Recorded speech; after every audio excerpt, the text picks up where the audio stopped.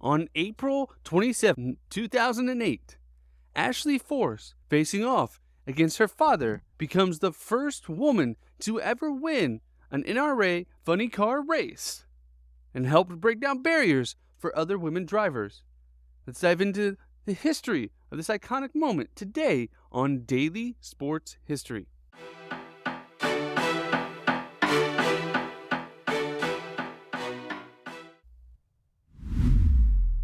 Welcome to Daily Sports History. I'm Ethan Reese, your guide to a rapid deep dive into sports history every day. Now, Ashley Force was born into drag racing. Her father, John Force, worked his way up to become one of the most iconic drag racers of all time. And he ended up having 4 daughters, 3 of which also got into racing as well. And Ashley was the first one. Now, growing up, she was always around racing, as John was drag racing way before she was even born. Although for much of her life, he was always traveling. That didn't mean they didn't get to see each other a lot, but she was either at home or on the track.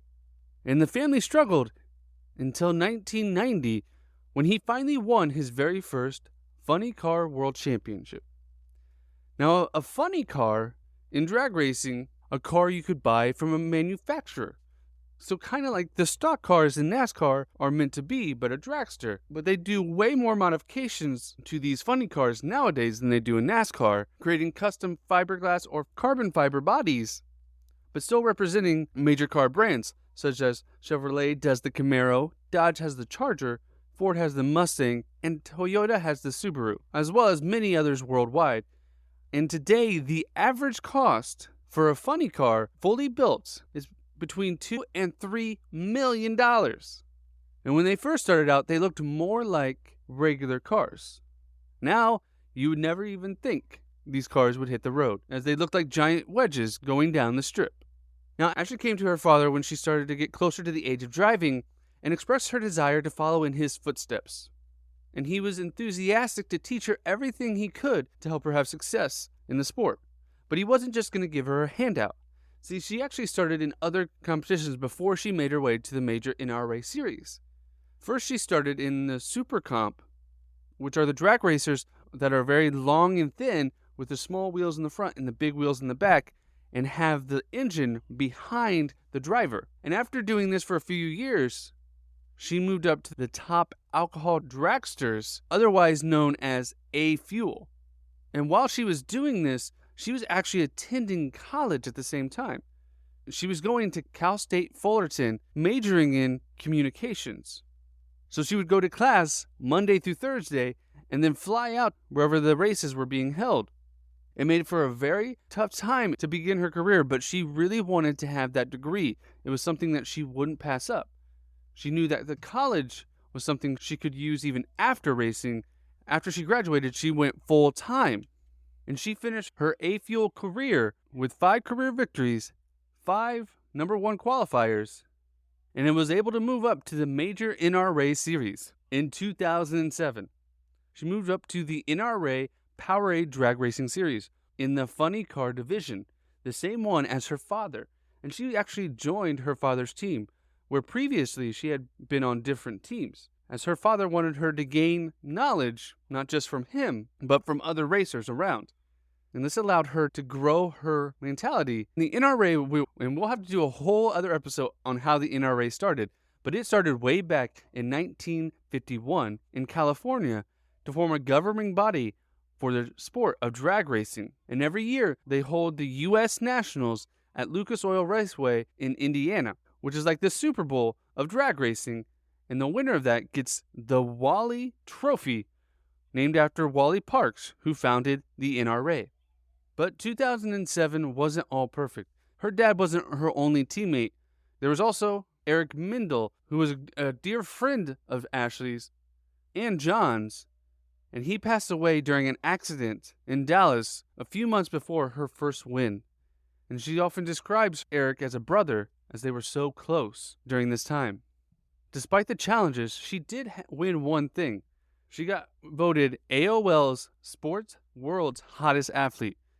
She always jokes that it was her first victory before 2008. So on April 27, 2008, The whole John Force team are racing in Atlanta. And despite the success she had not won a race. When I say win a race, she had won races against individuals, but winning the actual race is winning the final race of the series. So she could win against individuals to work her way through the tournament, but she's not the champion of that tournament. So she had a great start, beating 3 other opponents to get to the final heat of this championship, and her father had done the same on the opposite side of the bracket, leading up to a showdown versus Ashley and her father John.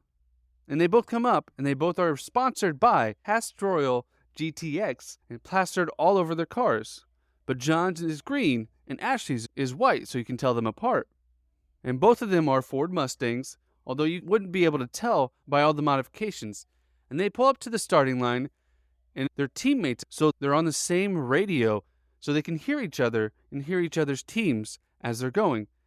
And not only is it the chance for Ashley to win her first series, it's also the chance for John to get his 1,000th win of all time. So it's a big moment, whoever wins this.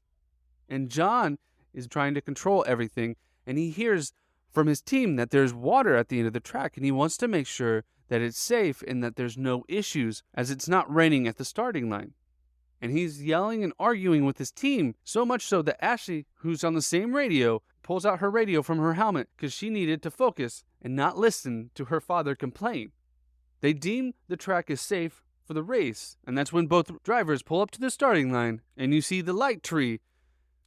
And when the light turns green, both John and Ashley take off, making their way down the quarter-mile track, and Ashley's running as fast as she possibly can, hitting over 320 miles an hour in 4.835 seconds, which ends up being the second fastest time of the whole day.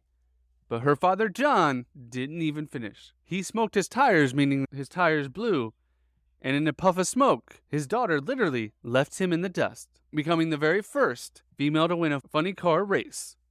And it took her father a moment to not react like he normally did after losing a race. He's trying to figure out what happened, why did they lose?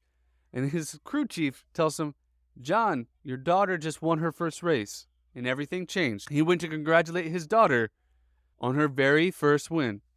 And she would continue to have successes, garnering wins in 2009 at the O'Reilly Spring Nationals. And she would go on to win her first U.S. National in 2009 as well, becoming the first female to do that as well, finishing second in points, which is the highest finisher for any female funny car racer. And in 2010, she took a little sabbatical as she got pregnant. She actually had gotten married to Daniel Hood, who had worked for John Force Racing, and they were expecting a child, so she took a break from racing and stepped into the president's role for the John Force Racing team. And since then, she's actually not raced an actual race since then. Although she has done test driving to keep her funny car license, she's not ruled out the chance to come back. But she's enjoying her life as a mother, a wife, and the president of the team. And also helping her sisters, Brittany and Courtney, who are also racing under the John Force Racing team. Now, Ashley may have been born into drag racing royalty, and it may have been in her blood, but she took the desire to do it. She took the initiative and went to her father to help her career. And she didn't only just go under her father's wings. She worked her way up through the series, showing she had skills way beyond just what was on the track. And in less than 5 seconds, she made history.